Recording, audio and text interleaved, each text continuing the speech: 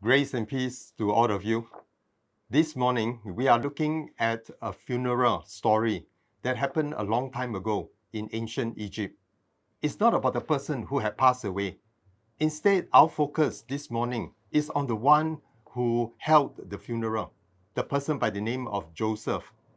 Some of you may be familiar with his story in the Bible, how he was sold off by his brothers to traveling merchants, and how he ended up in jail over in Egypt before being raised to the position of being second in command, just under Pharaoh. And it was in this position that Joseph controlled all the food supplies during the Great Famine. And because of the famine, his brothers actually came all the way down to Egypt to look to buy food.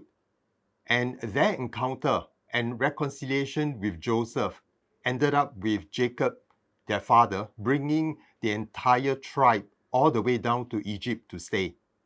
Now, the funeral we're looking at is that of the father, Jacob, who had come to the end of his life. And Genesis chapter 50 records how Joseph was preparing to send off his father. It was a grand funeral. The embalming took 40 days, and the mourning took 70 days. And when they traveled back to the land of Canaan to bury Jacob, we're told it was a very great company that went. It included the elders and servants of Pharaoh's household and all the elders of the land of Egypt. And that's not even counting those from Joseph's household and his brothers' households. So what's the thought here this morning? Well, I believe Pharaoh and his household gave such a great support to the funeral of Jacob, mainly because of the son, Joseph. It was Joseph that Egypt was honoring. It was to him that they came alongside to lend their support. And that says something about Joseph, about the kind of person he was, an honorable person. You see, we know something about Joseph from the time when he served in the household of Potiphar, an officer of Pharaoh. Joseph had found such favor with Potiphar that Potiphar made him in charge of his entire household. And when Potiphar's wife tried to seduce him, Joseph didn't succumb to the temptation. Instead, he maintained his integrity and honor.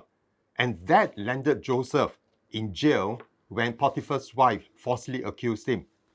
Now, we need to know that he was sold off when he was a young man.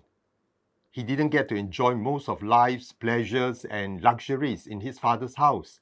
He could have become bitter. He could have grown to become a conniving, self-serving man, intent on protecting and advancing his own interests. But he didn't. He could have gotten his revenge on his brothers when they came looking for food in Egypt. But he didn't. Instead, Joseph trusted God to be in charge of his life. He saw everything that happened in his life as part of God's plan for his good. So he chose to embrace all those who had hurt him. He forgave all those who did him harm. He chose to share his good fortune with those who belonged to his father's household. That was the kind of person Joseph was. No wonder God granted him so much favor. No wonder Pharaoh and all the elders of Egypt held him in high esteem.